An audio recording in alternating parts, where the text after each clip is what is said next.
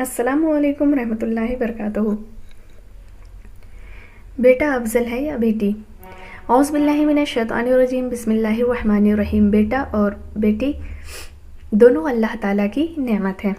ख्वाह बेटा हो या बेटी, असल मकसद औलाद का नेक और सालेह होना है। अगर इस्लामी तारीख़ को देखा जाए तो इस्लामी माशरे में जो हुज़ूर सल्लल्लाहु अलैहि वसल्लम के दौर में था, बेटी को बड़ी तरजीह दी जाती है। हुज़ूर सल्लल्लाहु अलैहि वसल्लम ने फरमाया, जिसने 2 बच्चियों की जवान होने तक परवरिश की, मैं और वो इन 2 उंगलियों की तरह हैं। और आपने उंगलियों को मिलाया, शहादत की और बीच की उंगलियों को मिलाया। हुज़ूर सल्लल्लाहु अलैहि वसल्लम ने फरमाया, जिस किसी की लड़की हो फिर वो उसे ना जिंदा दफनाए और ना उसकी तौहीन करे और ना लड़के को उस पर तरजीह दे तो अल्लाह ताला उसे जन्नत में दाखिल करेगा। बेटी को हुजूर सल्लल्लाहु अलैहि वसल्लम ने रहमत कहा है। आप सल्लल्लाहु अलैहि वसल्लम ने फरमाया, जब बाप घर कोई चीज़ लेकर जाए तो बच्चों में से पहले बेटी को दे। रसूलुल्लाह सल्लल्लाहु अलैहि वसल्लम अपनी बेटी को आता हुआ देखते तो प्यार में खड़े हो जाते, उनकी पेशानी को चूमते और पास बिठाते। इस्लाम के अंदर बेटी को पालना ज़्यादा सवाब का काम है, क्योंकि लड़के पालने में आपका फ़ायदा होगा, वो कमाएगा और आपको खिलाएगा। बेटी को आपको सिर्फ अल्लाह रब्बुल इज़्ज़त की रज़ा के लिए पालना है। इस्लाम में बेटियों को बहुत अहमियत हासिल है। बेटियां जहां अल्लाह ताला की रहमत होती हैं, वहीं वालिदैन के लिए जहन्नम से निजात का बाइस और जन्नत के हुसूल का ज़रिया भी होती हैं। अल्लाह ताला ने कुरान मजीद में इरशाद फरमाया कि आसमानों और ज़मीन की सल्तनत और बादशाहियत सिर्फ अल्लाह ही के लिए है। वह जो चाहे पैदा करता है, जिसे चाहे बेटियां देता है और जिसे चाहे बेटे और बेटियां अता फरमाता है, और जिसको चाहता है बांझ कर देता है। गोया कि ये सब अल्लाह ताला के हाथ में है। अल्लाह ताला की हिकमत और मसलहत पर मबनी है, जिसके लिए जो मुनासिब समझता है वो उसको अता फरमा देता है। अल्लाह ताला ने दुनिया में ऐसा निज़ाम कायम किया है कि मर्द और औरत दोनों एक दूसरे पर मुनहसिर हैं।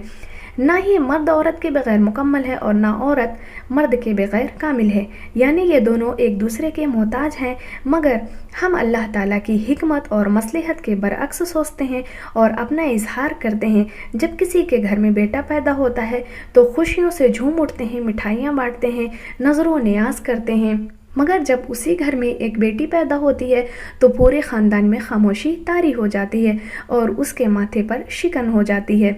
ऐसा लगता है कि इस घर में कोई पैदा नहीं हुआ। कई ख़ानदान ऐसे भी होते हैं जो इस सबब से रिश्ते तोड़ देते हैं, जो बेटी पैदा होने की वजह से रिश्ते तोड़ देते हैं। शौहर अपनी बीवी को छोड़कर चला जाता है और सारा कसूर उस बीवी पे ठहराता है। ऐसा इसलिए होता है कि हमने इस्लामी तालीमात से दूरी इख्तियार की है। कुरान और हदीस को एक तरफ रखकर हमने दुनियावी उलूम में दिलचस्पी दिखाई है, जिसकी वजह से हमारे अखलाक, हमारे किरदार और हमारी माशरती ज़िंदगी पर बुरे असरात पड़ते हैं। हम सब कुछ भूल जाते हैं, यहाँ तक कि अपने पाक रिश्तों को भी भूल जाते हैं, क्योंकि हर नेक काम में इब्लीस हमें बहलाता और फुसलाता है। हज़रत मूसा अलैहिस्सलाम ने अल्लाह ताला से पूछा, या अल्लाह, जब तू अपने बंदे पर मेहरबान होता है तो क्या अता फरमाता है? तो अल्लाह ताला ने फरमाया, अगर शादीशुदा हो तो बेटी अता करता हूँ। हज़रत मूसा अलैहिस्सलाम ने फिर अर्ज़ की, ज़्यादा मेहरबान होता है तो क्या अता फरमाता है? तो फरमाया, दूसरी बेटी अता करता हूँ। फिर मूसा अलैहिस्सलाम ने फरमाया, अगर सबसे ज़्यादा मेहरबान होता है तो क्या अता करता है? तो अल्लाह ताला ने फरमाया, तीसरी बेटी अता करता हूँ। और फरमाया अल्लाह रब्बुल इज़्ज़त ने कि जब मैं अपने प्यारे बंदे को बेटा अता करता हूँ, उस बेटे को बोलता हूँ जाओ और अपने बाप का बाजू बनो, और जब बेटी अता करता हूँ तो मुझे अपनी खुदाई की कसम कि मैं उसके बाप का बाजू खुद बनूंगा। इससे साफ ज़ाहिर हो रहा है कि बेटियाँ अल्लाह ताला की तरफ से अता की हुई रहमतें हैं। उनके साथ नरमी से पेश आना चाहिए और इन रहमतों के साथ कभी खिलवाड़ नहीं करना चाहिए, कहीं ऐसा ना हो कि अल्लाह ताला की रहमतों से महरूम हो जाएं। बेटी की मुस्कुराहट वीरान घर को भी खुशियों से भर देती है। बेटियां फूलों की तरह होती हैं। जब ये फूल दूसरे चमन में भी उगता है तो उस चमन को भी खूबसूरत और खुशबू से महका देती हैं। आज के इस मादा परस्ती के दौर में लोग समझते हैं कि बेटियां बाप पर बोझ हैं, जबकि ये उनका खुराफाती जहन होता है, क्योंकि जिस घर में बेटियां होती हैं वहाँ रहमत बरसती है, और बेटी जब ख़ानदान में होती है तो दिलों पर राज करती है।